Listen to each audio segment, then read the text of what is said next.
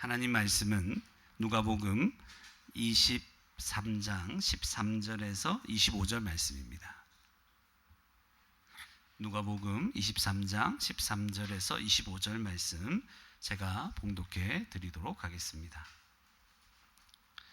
빌라도가 대제사장들과 관리들과 백성을 불러 모으고 이르되 너희가 이 사람이 백성을 미혹하는 자라 하여 내게 끌고 왔도다. 보라, 내가 너희 앞에서 신문하였으되 너희가 고발하는 일에 대하여 이 사람에게서 죄를 찾지 못하였고 헤롯이 또한 그렇게 하여 그를 우리에게 도로 보내었도다. 보라, 그가 행한 일에는 죽일 일이 없느니라. 그러므로 때려서 놓겠노라.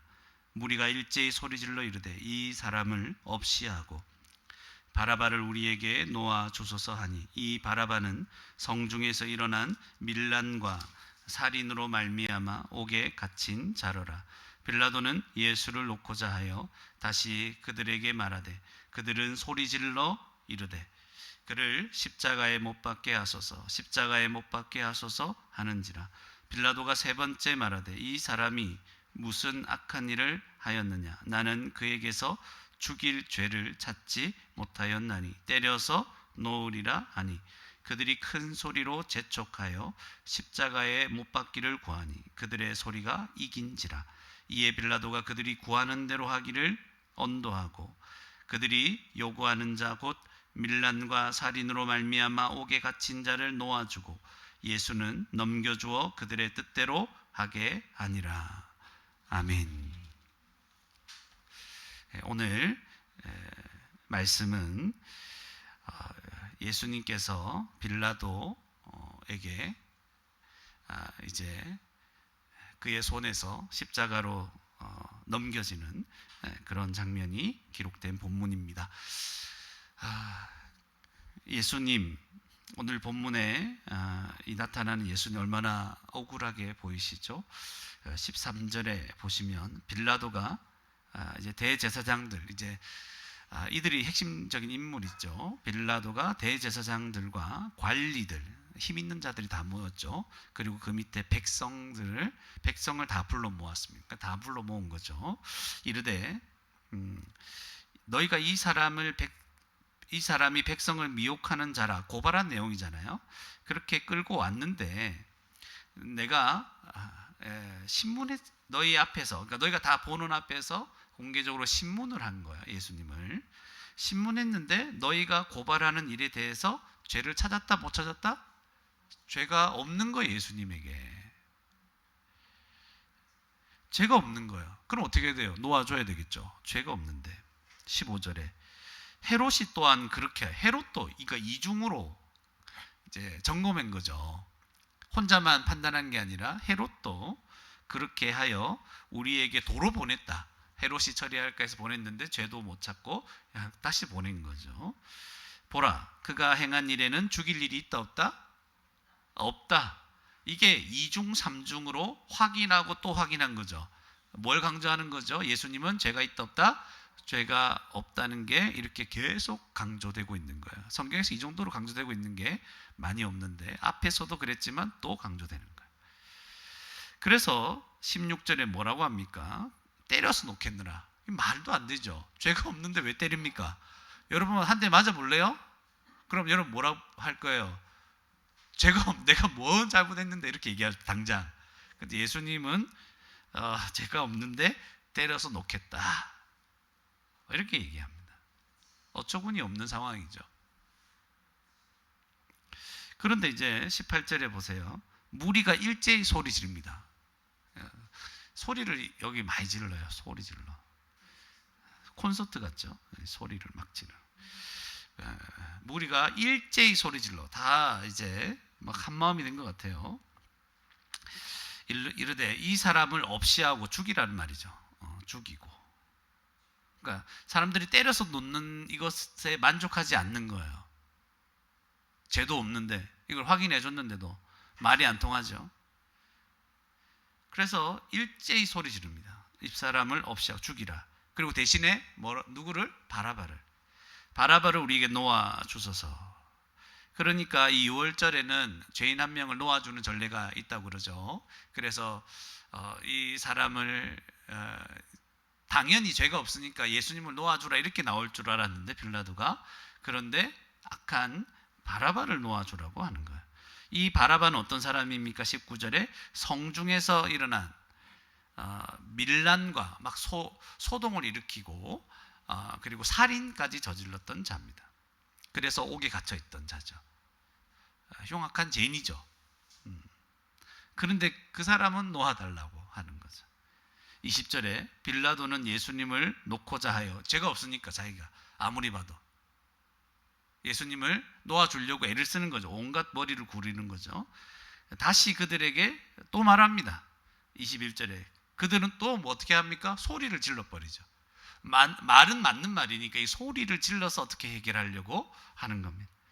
그를 십자가에 못 박게 하소서. 이유 다 필요 없다. 합리적인 이유, 논리적인 이유 다 필요 없다. 십자가에 못 박게 하소서. 또 얘기해. 십자가에 못 박게 하소서. 계속 얘기를 한다는 거예요. 계속 그냥 구호 외치듯이 못 박아라, 못 박아라. 이제 더 이상 이유 같은 거 얘기하지 마라. 다 필요 없다. 그냥 못 박아라 얘기하는 거예요. 빌라도가 세 번째 기합니다. 세 번 완전히 확정되는 거죠. 이 사람이 무슨 악한 일을 행하였느냐? 또 죄 없음이 오늘 본문 전체에서 강조되죠. 무슨 악한 일을 행하였느냐? 나는 그에게서 죽일 죄를 찾지 못하였다.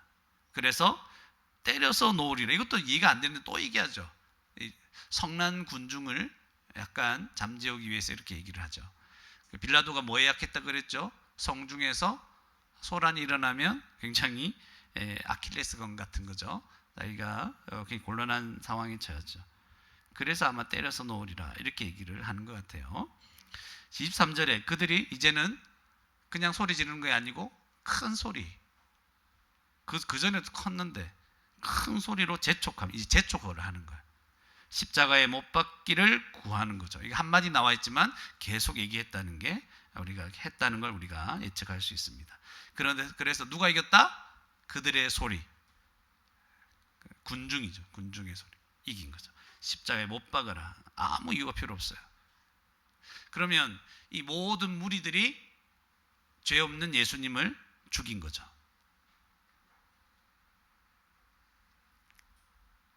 여러분이 이 무리에 속했으면 어땠을 것 같아요? 놔주세요 이렇게 얘기했을까? 한번 생각해 봅시다. 24절에 빌라도가 그들이 구하는 대로 하기를 언도하고, 이제 그들이 이겼으니까 그들이 요구하는 대로 십자가에 못 박아라 이렇게 넘겨주는 겁니다.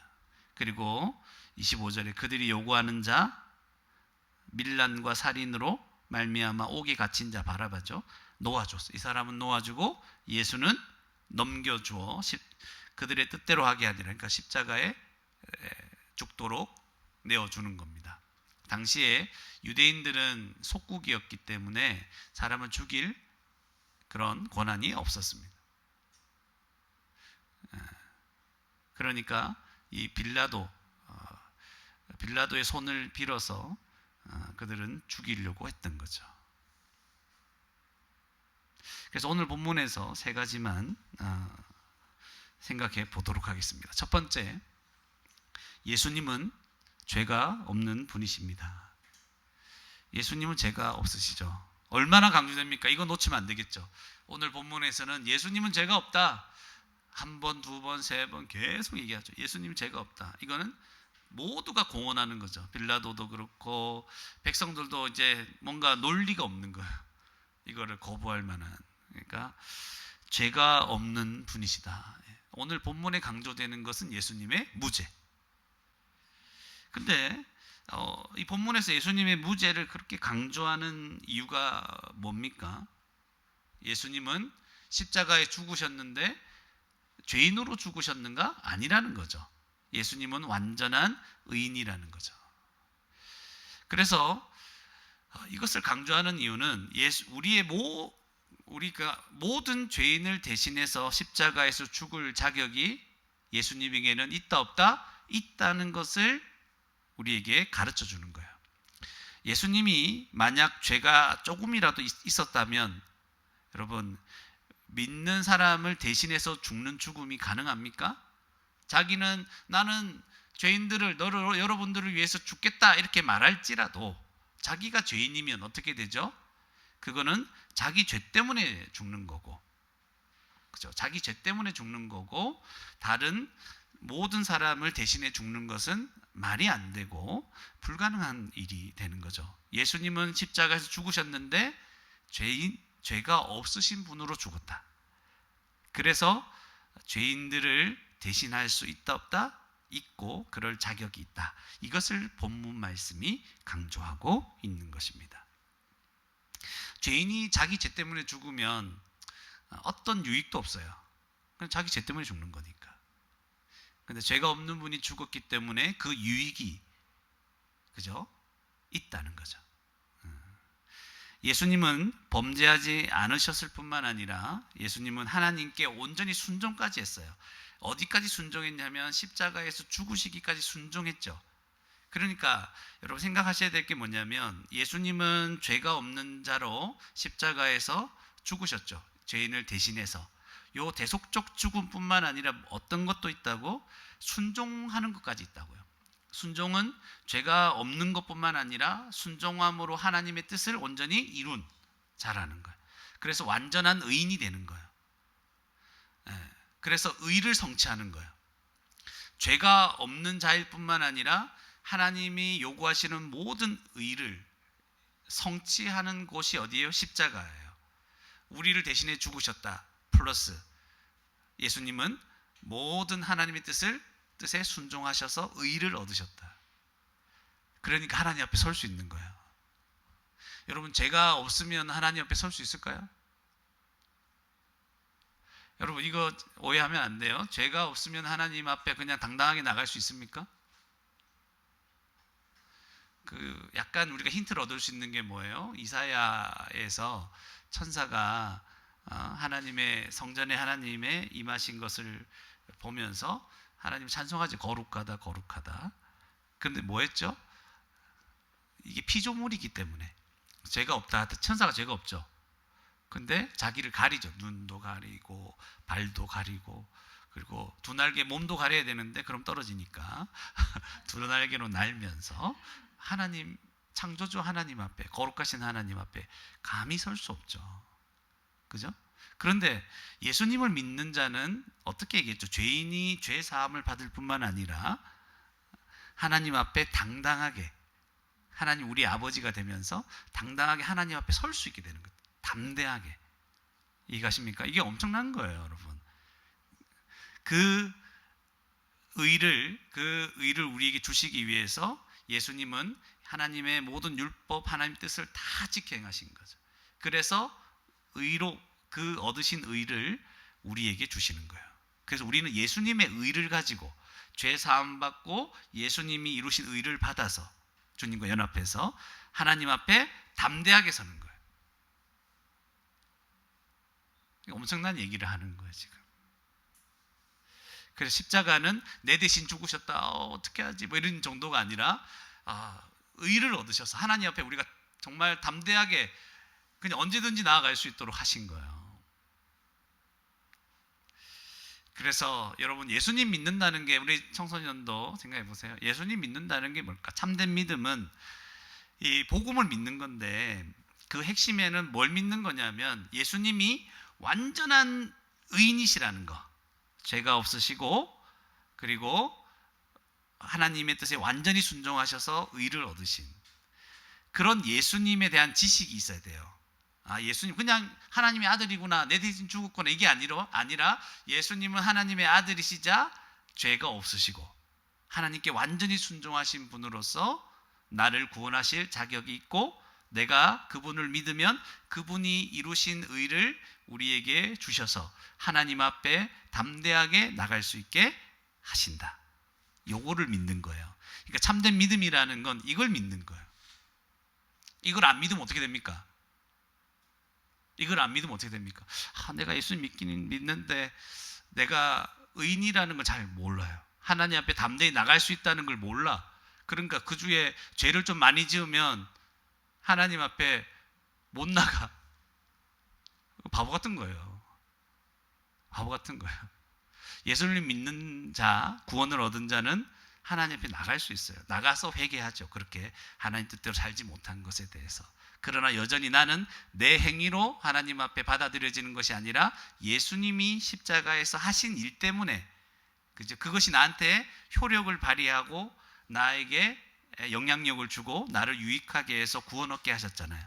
그 공로 때문에 우리가 주님 앞에 나가는 거잖아요. 그러니까 죄를 막 지었어요. 막 넘어지고 쓰러지고 나도 나 자신이 싫어. 내가 이렇게 사는 게 내가 싫어. 그래도 우리가 나갈 수 있는 거예요. 주님 앞에 예배드리러. 오히려 더 나가야 되죠. 주님, 부끄럽지만 이렇게 나왔습니다. 그러나 나는 부끄러운 삶을 살았지만 여전히 예수님의 공로로 내가 죄 사함 받았고 주님 앞에 설 수 있음을 믿습니다. 이 믿음으로 나오는 거죠. 이렇게 나와야 돼요. 알겠죠? 그래서 이걸 못 믿으면 늘 이게 우울한 신앙생활이 되죠. 우리 인생은 우울할 수밖에 없어요. 자기 자신을 보면 우울하고, 자기 자신을 보면 기쁜 사람 있어요? 너무 기쁜 사람, 자기 보면 너무 기쁜 사람은 긍정적인 면도 있지만 병원에 가야 될 수도 있어요. 너무 자기를 이렇게 잘못 보고 있는 거죠. 자기를 보면 이렇게 즐거울 수가 없어요. 우리는 죄인이기 때문에. 그죠? 늘 그렇게 하죠. 또 너무 안 좋게 보는 사람도 있죠. 그러니까 이 예수님의 이 복음 안에서 우리 모든 것이 다 회복되게 되는 것입니다. 그래서 예수님의 의로우심을 확인할 때마다 우리는 구원의 확실함을 확인하게 됩니다. 다시, 예수님의 의로우심을 확인할 때마다 우리는 구원을 확신할 수 있습니다. 그러니까 우리가 처한 상황과 굉장히 동떨어진 말처럼 보이지만 여러분, 우리가 어떤 상황에 처했던 이게 최고입니다. 예수님이 무죄하시고 그리고 의를 얻으셨고, 그래서 나를 대신해서 죽으실 자격이 있고 나를 구원하실 수 있는 분이다. 나는 그분을 믿습니다. 이렇게 했을 때 우리의 모든 상황과 관계없이 우리는 구원의 확실함을 가질 수 있습니다. 나의 연약함에도 불구하고 주님의 구원을 확신할 수 있는 거죠. 그게 소망입니다. 나머지 것들은요, 막 우리를 울게 하고 웃게 하는 일들이 진짜 인생 가운데 수도 없이 왔다 갔다 할 겁니다. 그 아무것도 아니에요. 마지막에 구원 얻지 못하면. 이해갑니까? 아무것도 아니에요. 마지막에 구원을 얻는다면 이것도 아무것도 아니에요. 그러니까 구원 때문에, 우리가 받은 구원 때문에 우리의 모든 인생에 일어나는 모든 문제는 사실은 사소한 일이 되어버립니다. 이게 너무나 크기 때문에 나중에 실감하게 될 겁니다. 그러나 말씀을 생각하면서 점점 이게 우리 마음에 커지게 되면 여러분, 우리는 죄 없는 예수님이 나 대신 죽으시고 그 얻으신 의를 나에게 주셨다. 이 소망과 감사와 기쁜 마음 가운데 살아갈 수 있습니다. 여러분, 죄인을 구원할 수 있는 유일한 자격이 있는 그분이 예수님입니다. 그분을 생각하면 억울한 일이 있을까요, 없을까요? 예수님은 죄 없는데 이렇게 됐잖아요. 그분을 진짜 십자가를 많이 생각하면 억울한 마음이 눈 녹듯이 사라집니다. 세상에는 억울한 일밖에 없죠. 애기부터 시작해가지고 갓난 애기부터 억울한 게 있는 것 같아요. 막 울어요. 애가 주로 하는 일은 웃는 것보다 우는 게 많아요. 왜 빨리 우유 안 주냐, 밥 안 주냐 하고 울죠. 그냥 자기가 할 수 있는 거. 억울한 거예요. 빨리 안 주냐. 그냥 인생이 마지막까지 억울한 거예요. 그게 신라곤입니다. 타락한 이 세상 다 억울한 거. 누가 왜 나를 이해해 주지 못하나. 그죠? 자녀는 부모에게 억울해요. 왜 우리 부모는 나를 이해 못하냐? 나의 이 마음에 그죠? 그 복잡하고 애매하고 미묘하고 그런 마음 있잖아요, 그죠? 그거 왜 이해하지 못하냐? 또 부모도 마찬가지. 부모 왜 자녀들은 나를 이해하지 못? 이 사랑과 이 마음을 이해하지 못하냐? 전부 서로에게 억울한 감정밖에 없어요. 그러니까 이게 맨날 부딪히고 이제 싸우게 되죠. 그러나 우리 주님을 생각하면 뭐라고요? 억울함이 없어집니다. 그분의 십자가 죽음은 죄가 없는 죽음이잖아요. 죄 없이 무죄한 상태에서 이렇게 완전 내몰려서 죽음을 당하셨습니다. 그렇지만 가장 억울한 죽음이었지만 그 죽음은 뭐예요? 우리를 살리기 위한 죽음이었죠. 예수님은 너무 억울한 상태에서 주님 내가 이렇게 당해야 됩니까? 이렇게 생각한 게 아니고 우리를 살리기 위한 죽음이었다는 거 기억하시죠? 그래서 예수님의 이렇게 죽으셨지만 우리를 살리신 거예요. 죄가 없이 죽으셨기에, 그죠? 그 구원을 이루신 거죠. 그렇기 때문에 우리는 무죄하고 의로우신 예수님의 십자가 죽음을 생각하면서 뭘 가질 수 있다? 구원의 확신과 소망을 가지며 살 수 있다. 있겠죠? 이걸 생각 안 하면 없어요. 생각을 해야 돼요. 여러분 말씀을 들을 때도 생각하는 거죠. 사실은 기도할 때도 뭐 하는 거예요? 생각하는 거예요. 다 생각의 싸움이죠. 성경에서도 에베소서 뭐라고 합니까? 그러므로 너희는 생각하라 하면서 너희가 이전에 어떤 자였는데 지금은 이런 자다. 다 생각입니다. 기도, 말씀 다 생각이죠. 그러면 우리가 믿음으로 산다는 게 뭐예요?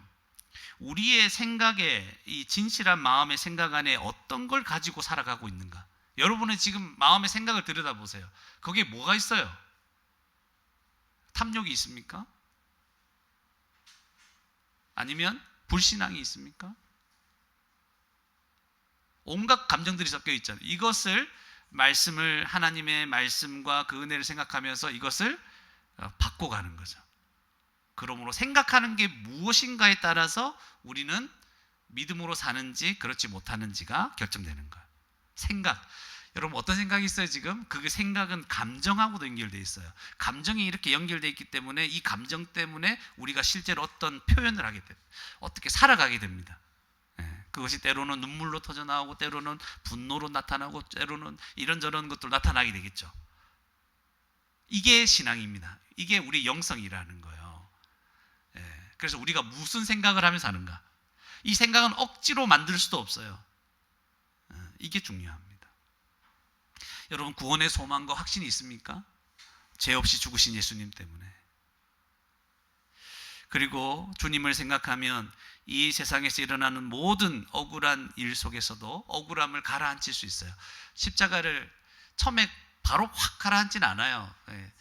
바로 가라앉지 않아요. 막 난리가 나죠, 그죠? 억울한 마음과 분노, 짜증, 뭐 욕심 이런 게 막 우리 팍 일어나고 있을 때 바로 가라앉히기가 힘들어요. 그럴 때 주님을 생각하라는 게 말씀을 보고 다시 기도하고 다 생각하는 거잖아요. 나는 누구인가? 주님 어떤 은혜를 주셨는가? 내 지금 상황은 주님은 나를 멀리 떠나 있는가? 나를 지금 나와 함께 계시는가? 온갖 것들을 생각하면서 결론을 내리는 거죠. 어떤 결론입니까? 그렇습니다. 주님은 나를 사랑하시고 나를 버리시지 않으셨습니다. 이 결론을 내리는 거예요. 그게 시편이에요. 시편. 온갖 어려운 일들 막 이렇게 얘기하고 주님 대적들이 나를 치려고 막 무리지어 나에게 달려옵니다. 저는 무너지는 울타리 같습니다. 뭐 이렇게 표현을 하는 거예요. 그죠? 그러다가 어떻게 됩니까? 마지막에 갑자기 깨달은 거예요. 생각이 정리가 된 거예요. 이 다윗이 시편 기자가 주여 찬송하리로다. 대적들은 주께서 살아있는 것을 알지어다. 막 이렇게 선포하고 이렇게 얘기하는 거예요. 그러니까 믿음은 뭐예요? 우리의 생각이 어떠한가. 그래서 이 생각이 중요하다는 거. 그래서 억울한 일 속에서도 억울함이 가라앉혀지는 건 우리가 다시 주님의 십자가를 생각하고 그분의 억울하시지만 우리를 살리기 위해서 죽으셨다. 이렇게 생각하는 것입니다. 그래서 우리도 주님의 뜻과 사람들을 사랑하기 위해서 우리도 기꺼이 억울함을 받아들일 수 있게 되는 겁니다. 억울함 일은 쉽지 않습니다. 그러나 십자가가 자꾸 우리 마음에 많이 생각나면 억울한 일을 앞장서서 받아들이게 되는 것입니다. 두 번째로 우리는 악한 죄인들입니다. 두 번째로 우리는 악한 죄인들입니다. 이렇게 보면 사람들이 어떻게 하냐면 18절부터 무리가 아주 일제히 소리를 지른다 그랬죠. 예수님을 죽이려는데 마음이 하나가 된 것 같아요. 얼마나 악합니까? 아무 죄도 없는데. 그리고 예수님은 죽여라, 그리고 바라바를 살려라. 얼마나 악합니까? 그죠? 얼마나 불의합니까? 죄가 없다고 하는데도 예수님은 죽이고, 바라바는 죄가 아주 명백하게 드러난 바라바는 살려라. 그리고 빌라도도 악하죠. 여기 나와 있는 다 사람들 다 악해요. 빌라도는 자기의 이 정치적인 그 입지가 흔들리지 않기 위해서 사람들이 그냥 무리가, 자기가 죄가 없는 걸 확신해도 함에도 불구하고 무리가 막 이렇게 들들 볶으니까 그냥 대중의 뜻을 위해, 자기 일을 위해서 예수님을 죽이기로 결정하는 거예요. 와, 악하죠. 무리가 이렇게 일제히 소리 지르는 게 뭘까? 왜 그렇게 했을까? 생각을 잠시 해볼 필요가 있습니다. 여러 가지 복합적인 뜻이 있어요. 무리가 일제히 이렇게 소리 지른 이유는 뒤에서 이제 대제사장, 종교적인 지도자들이 이게 뒤에서 막 선동질했을 거예요. 그래서 마태복음 27장 20절에 대제사장들과 장로들이 무리를 권하여 바라바를 달라하게 이렇게 뒤에서 쑤신 거예요. 그래서 예수를 죽이자 이렇게 하였더니라고 기록되어 있는 거예요. 그러니까 지도자들이 악하죠. 1차적으로 그들이 이 백성들 군중 심리를 이용하는 거, 이들을 선동해서 이렇게 말하도록 만든 겁니다. 그러니까 예수님이 자기들의 어떤 종교적인 지위와 입지를 위협하는 인물처럼 느껴졌기 때문에 늘 자기들 위협한 존재죠. 불의들을 선동해서 하니까 백성들이 일제히 소리를 지르고 있는 거죠. 그러니까 어떻게 보면 백성들은 예수님을 잘 아는 사람도 있었겠지만 대부분 잘 모르는 사람, 확실하게 모르는 사람들이 많았다는 거예요.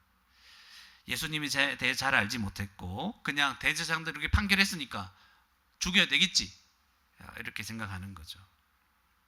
그리고 유월절 근처니까 다른 여러 지방에서 온 순례객들이 많은 거야. 이 지금 예루살렘에 이 군중들 예수님에 더 모를 수 있는 가능성들이 있는 거죠. 그리고 사람들이 많이 모이면 감정이 쉽게 달아오르죠. 쉽게 달아오릅니다. 야구장이나 축구장 한번, 저는 잘 안 가봤지만 달아오른다 하더라고. 막 이렇게 보고. 그래서 바리새인들과 사두개인들 또 제사장들, 이 사람들은 이 무리를, 군중을 이용해서 이렇게 자기들의 정치적인 목적을 이루려고 했던 거겠죠. 그러니까 이 한 가지 이유만이 그런 게 아니에요. 그리고 어떤 게 있냐면 바라바는 이제 살인과 반란으로 감옥에 갇혔잖아요. 죄인입니다. 근데 다른 편의 입장에서는 이 사람에게 약간 민족주의적인 영웅이 될 수도 있는 거예요. 그래서 로마로부터 정치적인 해방을 하기 위해서 이 사람은 싸웠다, 이렇게 느껴질 수도 있는 거예요. 그러니까 왜냐하면 그들이 그런 걸 기대했기 때문에, 대중들이 우리를 이 로마의 압제에서 단지 지금 우리가 처한 상황에서 우리를 건지는 그런 구원자 메시아를 원했기 때문에 누구를 더 선호한다? 바라바 괜찮네, 이렇게 했을 수도 있는 거죠. 이게 한 가지 뜻만 있는 게 아니죠. 그러니까 자기들이 원하는 메시아가 아니라는 거예요. 한마디로 말하면. 그러니까 죽이는 거예요. 그러니까 자기 뜻에 안 맞으면 다 죽이는 거예요. 내가 생각한 하나님이 아니다? 그러면 쌩까는 거죠. 그리고 근본적으로는 그들의 영적인 눈이 가려져 있었습니다. 요한복음 1장 11절에 자기 땅에 오매 자기 백성이 영접하지 아니하였으나, 그러니까 예수님께서 이 땅에 오셨는데도 아무도 영접하지 않는 영적인 어두움이 바로 그들의 영적인 무지함, 소경됨이라고 할 수 있죠. 인간의 죄성이죠. 그러니까 예수님 누군지 모르는 거죠. 알 수도 없고. 그러나 여러분, 이 십자가에 달려 죽으시는 건 빌라도가 막 살리려고 해도 안 되죠. 예수님은 그렇게 맡겨지기로 결정하셨죠. 그럼 이게 어디에 있는 거냐면 하나님의 섭리 안에 있는 거예요. 이 전체가 하나님의 섭리 안에서 십자가 사건이 일어나는 겁니다. 모든 일이 우연이 아니라 하나님의 구속 계획에 따라서 일어나는 일입니다. 그래서 사도행전에 보면 어떻게 얘기하냐면 그가 하나님께서 정하신 뜻과 미리 아신 대로 내준 바 되었거늘, 그죠? 너희가 법 없는 자들의 손을 빌어 못 박아 죽였으라. 그러니까 백성들은 악했어요. 그들의 외침은 굉장히 악했지만 하나님은 그것을 통해 구원의 길을 열고 계시는 거예요. 이것이 바로 그들이 일제히 소리 지른 복합적인 이유입니다. 그래서 우리는 여기에서 하나님은 하나님의 뜻을 이루어가지만 그 안에서 하나님의 뜻을 대적하는 인간들의 완악함과 그 흉악한 모습들을 보게 되는 겁니다. 우리가 주님 앞에서 얼마나 악한지 알아야 된다는 거야. 아무런 합당한 이유 없이 하나님을 거부하고 대적하는 사람들, 믿지 않는 사람 많죠. 주변에도 있고. 이유가 없어요. 그들은 자기가 뭐 특별히 이유를 못 대요. 이유 되는 것도 어거지예요. 어거지. 그걸 뭐 억가라 그러나, 억가 당하는 거예요. 그게 아직 안 찾아봤는데 막 그렇게 함부로 얘기를 하는 거예요. 기독교 그냥 마음에 안 들면 막 욕하죠. 그런 믿지 않는 사람도 있고. 우리도 예외는 아닙니다. 우리도 얼마나 악하냐면, 죄성이 있냐면 십자가 은혜를 깨달았잖아요. 믿었잖아요. 그런데 수시로 우리 마음이 강팍해지는 거예요. 그래서 주님의 뜻에 불순종하고 살아가는 거죠. 그래서 일주일만 지내고 나면 우리 회개할 게 많나요, 적나요? 많죠. 주님과 가까워지면 가까워질수록 더 많다는 걸 알게 돼요. 아마 우리가 성화되면 성화될수록 자기 죄에 거의 눌려 죽을 정도가 될 거예요. 자기 죄가 너무 많이 발견되는 거야. 예전에는 조금이었는데 너무 많아지는 거예요. 그래서 늘 회개하는 마음이 있고, 늘 뭘 의지해요? 십자가 은혜만을 의지하는 마음이 성화될수록 더 강해지는 거예요. 강팍해지지 않고. 그러니까 그 은혜로만 살게 되는 귀한 성품이, 거룩한 성품이 나타나는 거예요. 그러니까 성화된 사람은 기본적으로 회개를 많이 하는 사람입니다. 많이 할 수밖에 없는 자입니다. 내가 뭐 잘못했는데, 그죠? 십자가 은혜를 많이 알아야 되는 거예요. 다른 방법이 없어요. 우리가 그렇게 악한 자입니다. 은혜를 깨달았지만 또다시 불순종합니다. 하나님은 우리를 어떻게 인도하고 계십니까? 가장 선한 길을 인도하고 계시다는 거 알죠, 여러분? 하나님은 예수님을 지금 가장 선한 길로 인도하고 계세요. 하나님 뜻대로. 맞죠? 근데 우리가 이런 자리에 있어 보세요. 우리는 어떻게 얘기합니까? 하나님 왜 이러십니까? 왜 이러십니까? 이렇게 얘기하죠. 근데 예수님은 그렇게 얘기하지 않죠. 하나님 뜻을 아니까. 하나님은 우리를 가장 선한 길로 인도하고 계십니다. 지금도 복 주시고 도와주고 계십니다. 그런데도 우리는 하나님을 외면합니다. 믿지 않습니다. 그분을 안 믿으려고 해요. 하나님 상황이 이런데 내가 어떻게 주님 믿을 수 있습니까? 원망하고 불평합니다. 그게 우리의 죄성인 거예요. 하나님의 은혜를 깨달았다고 하는데, 그죠? 알죠, 여러분? 다 알잖아요. 그런데 그분을 안 믿어. 그분을 원망하는 거죠. 그래서 우리는 예수님을 못 박아 죽게 한 이 백성들, 사람들과 우리가 뭐가 다를 바가 있을까 하는 생각을 가지는 거죠. 다를 바가 없어요. 기본적으로 우리에게는 자격이 없어요. 은혜를 이 사람들은 모르잖아요. 몰라서 이렇게 악하다. 그런데 우리는 아는데도 비슷한 삶을 살아가는 거예요. 우리는 소망이 없어요. 우리는 다 죄인입니다. 안 그렇습니까? 그래서 아까 제가 질문했죠. 만약 우리가 이 자리에 있었으면 어땠을까? 우리도 못 박아라 그랬을 확률이 많습니다. 주님을 잘 모르니까, 그죠? 잘못된 판단에 의해서, 또 우리의 마음에 어리석음들이 있으니까, 악함들이 있으니까. 은혜를 알아도 이 정도라면, 은혜를 몰랐다면 100%죠. 우리는 악한 죄인으로 하나님을 대적하고 하나님의 사랑을 거부한 그런 자들입니다. 악합니다. 하나님을 얼마나 대적했는지. 하나님을 창조주로 인식하지 못하는 것 자체가 얼마나 큰 죄악인 줄 아십니까, 여러분? 여러분, 하나님 모든 세상을 창조하셨다는 거 압니까? 이걸 제대로 인지하지 못하고 있는 거. 그냥 우리 배웠잖아요. 이게 아니고 하나님을 창조주로 인식합니까? 그분이 모든 세상의 주인이라는 거 인지하고 계십니까? 이거를 제대로 인지하지 못하는 것 자체가 죄악입니다.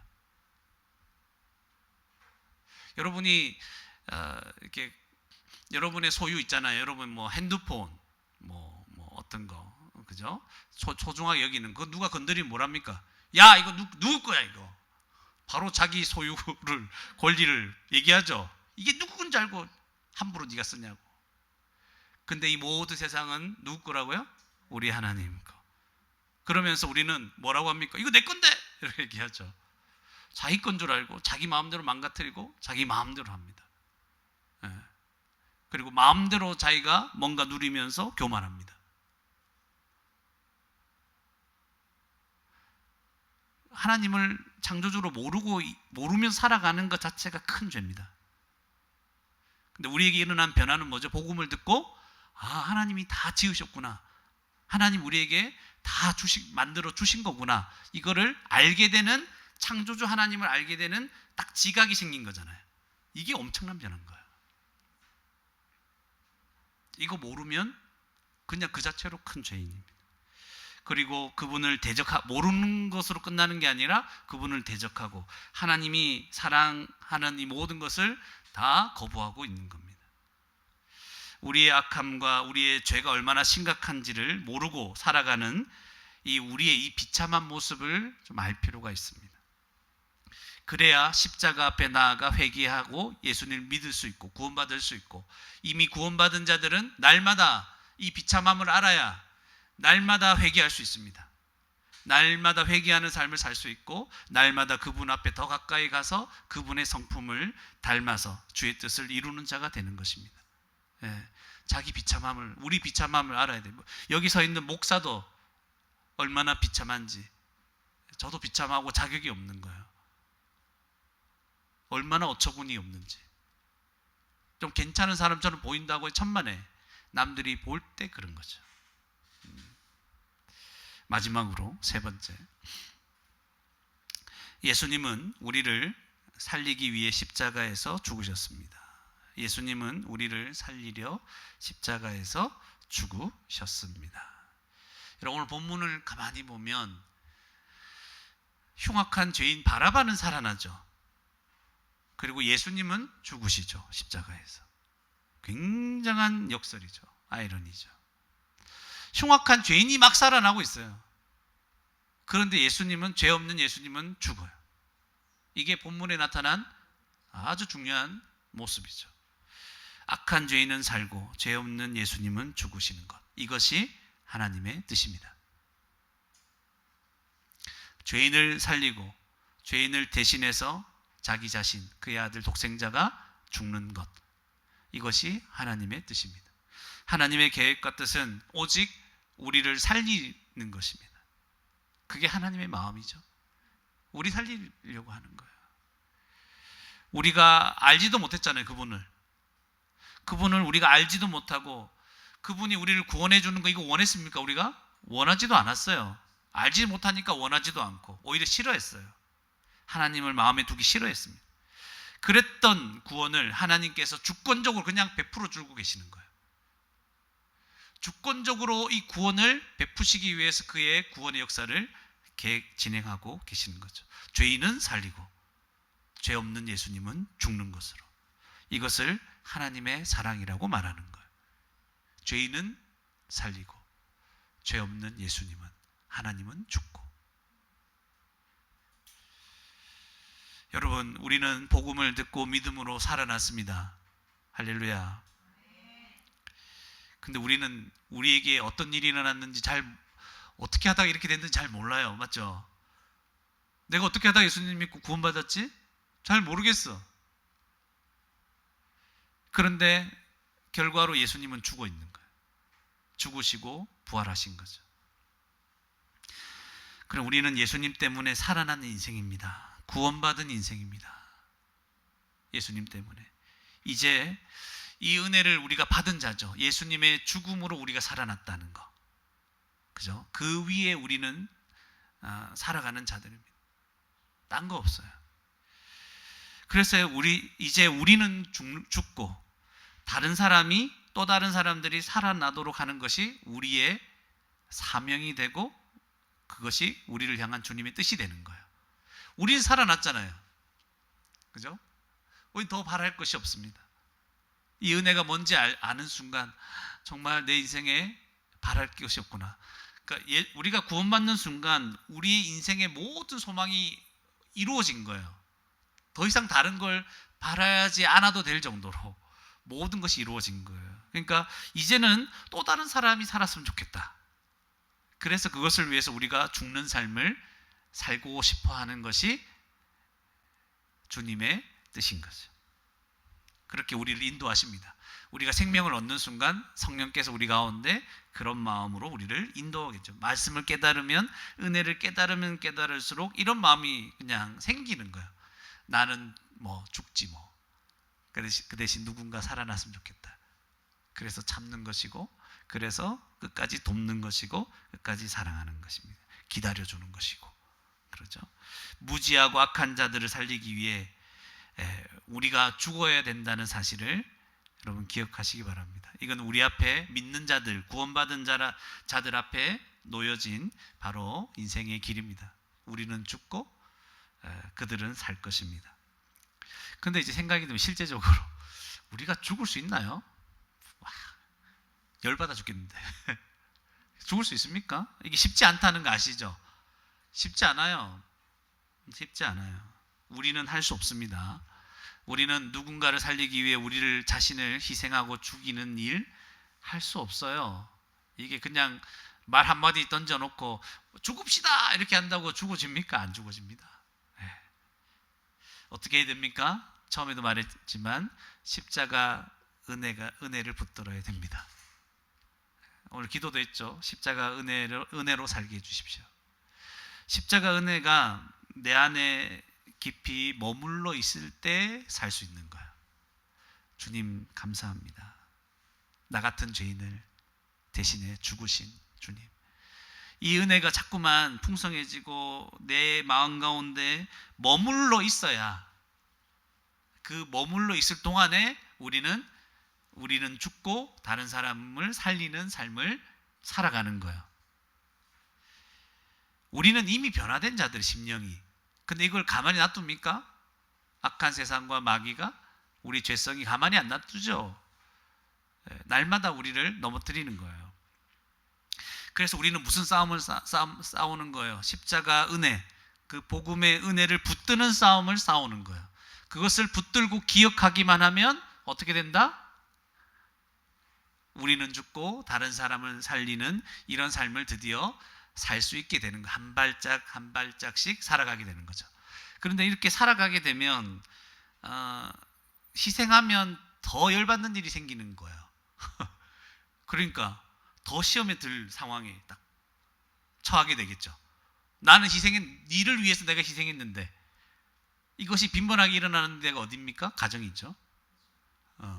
야, 나 너 위해서 이렇게 살았는데 더한 게 돌아오는 거죠. 그때 우리가 어떻게 됩니까?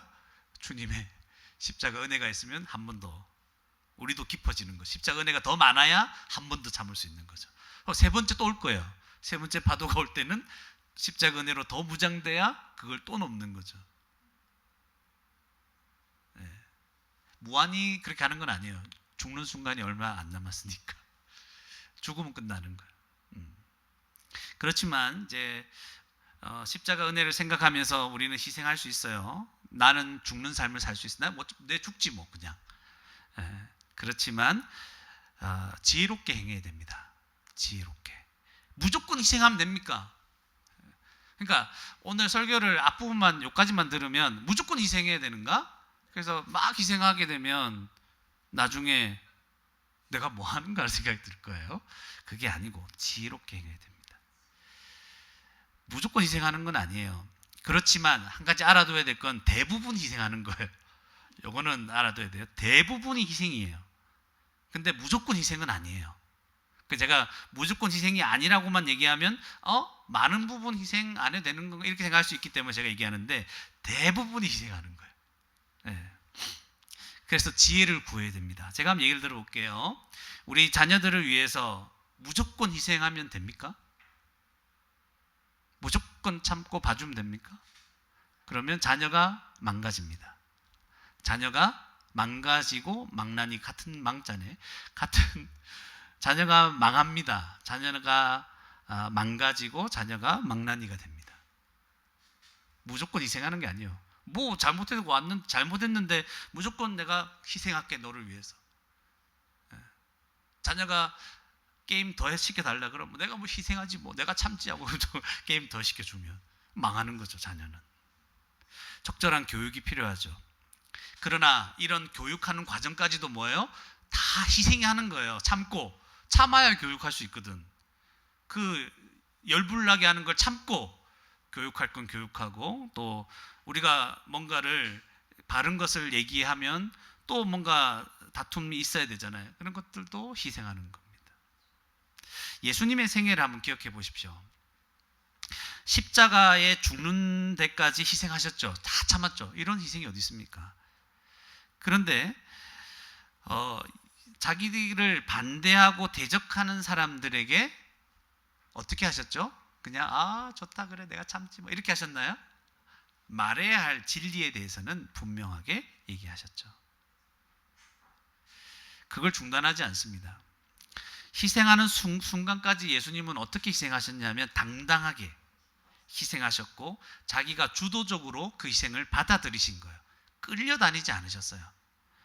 성경에는 막 그들은 힘으로 끌고 다녔지만 예수님은 자기 스스로를 내어주신 거죠. 그들을 무서워하거나 눈치 보면서 상황 때문에 어쩔 수 없이 떠밀려서 희생하지 않았다는 거예요. 이걸 기억하세요. 지혜로워야 됩니다. 여러분이 희생할 때는 딱 당당하게 희생하시면 돼요. 당당하게. 그래, 이건 내가 참는 거지.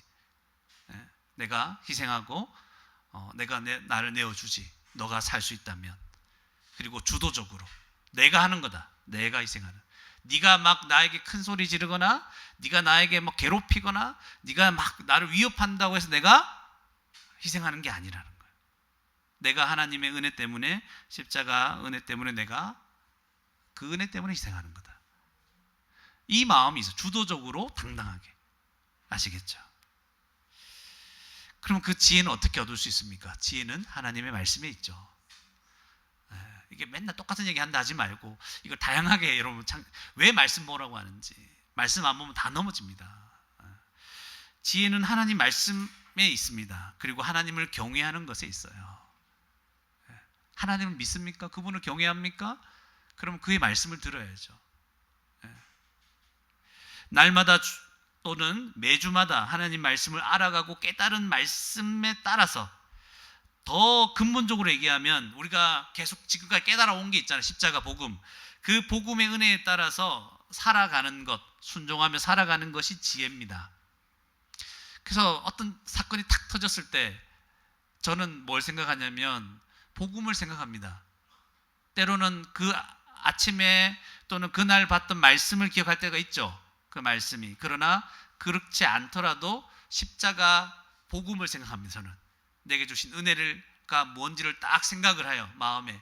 그리고 기도를 합니다. 내가 어떤 자고 하나님은 어떤 분이신지, 내가 어떤 은혜를 받은 자인지, 그것을 기초로 해서 이 사건들을 대하는 방식을 결정하는 거죠. 지혜입니다. 그게.